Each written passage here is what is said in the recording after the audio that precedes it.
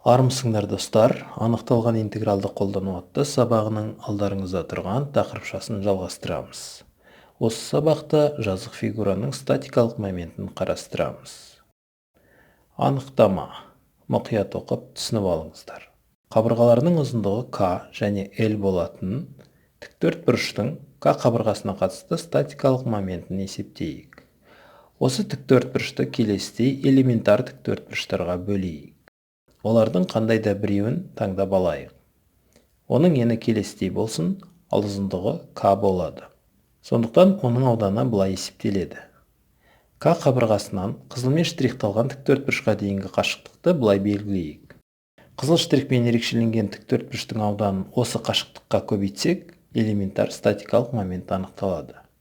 Элементар тіктөртбұрыштардың ені нөлге ұмтылса, барлық элементар статикалық моменттердің қосындысы келесі анықталған интегралмен есептеледі, ол бастапқы тіктөртбұрыштың статикалық моменті болады.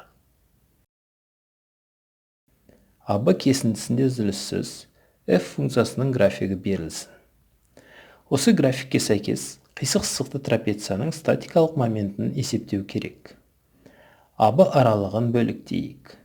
Бөліктеу саны шексіздікке ұмтылса, әрбір бөлікке сәйкес қисық сызықты трапеция тіктөртбұрышқа ұмтылады. Сондықтан біз оларды тіктөртбұрыш деп атай берейік. Осы сары фигураны да тіктөртбұрыш деп санауға болады. Тіктөртбұрыштың статикалық моменті мына формуламен есептеледі. Назар аударыңыздар, сары функцияда L орнына функцияның мәні K орнына аргумент өсімшесі қойылатын болады. Барлық тіктөртбұрыштардың статикалық моменттерінің қосындысы f функциясының графигіне сәйкес қисық сызықты трапецияның абсцисс осіне қатысты статикалық моменті болады. Ол мына анықталған интегралға тең. Ординат осіне қатысты статикалық момент есептеу үшін сарымен ерекшеленген тіктөртбұрыштың статикалық моментін былай есептейтінін түсінген жөн. Тіктөртбұрыштың ауданын ординат осінен сол тіктөртбұрышқа дейінгі қашықтыққа көбейтіп жатырмыз. Енді f функциясына сәйкес қисық сызықты трапецияда бөліктер саны шексіздікке ұмтылса, пайда болатын тіктөртбұрыштардың статикалық моменттерінің қосындысы мына анықталған интегралмен есептеледі. Функция теріс емес болуына кепілдік болмаса, функцияның статикалық моменттері мына формулалармен есептеледі. Мысал. Есеп шартында берілген қисықтармен шектелген фигураны салайық. Абсцисс осіне қатысты фигураның статикалық моментін келесі формуламен есептейміз.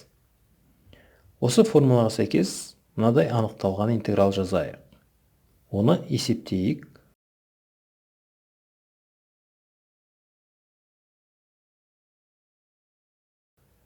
Осылайша көріп отырған фигураның абсцисс осіне қатысты статикалық моменті табылады.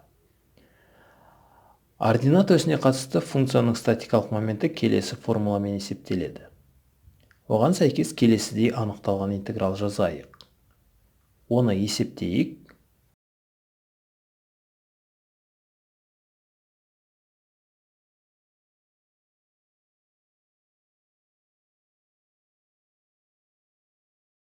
Осылайша ординат осіне қатысты көріп отырған фигураның статикалық моменті табылады. Мысал, центрі координаттар басында радиусы r болатын дөңгелектің бірінші ширектегі бөлігі үшін статикалық моменттерді есептеу керек. Абсцисс осіне қатысты фигураның статикалық моменті келесі формуламен есептеледі. Осы формулаға сәйкес мынадай анықталған интеграл жазайық. Оны есептейік. Осылайша абсцисс осіне қатысты фигураның статикалық моменті табылады. Ординат осіне қатысты фигураның статикалық моменті мына формуламен есептеледі.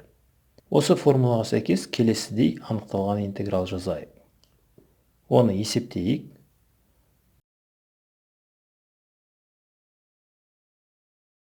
Осылайша ординат осіне қатысты фигураның статикалық моменті табылады. Келесі сабақта фигураның ауырлық центрі туралы айтатын боламыз. Назар салып тыңдағандарыңызға рахмет. Қош, сау болыңыздар.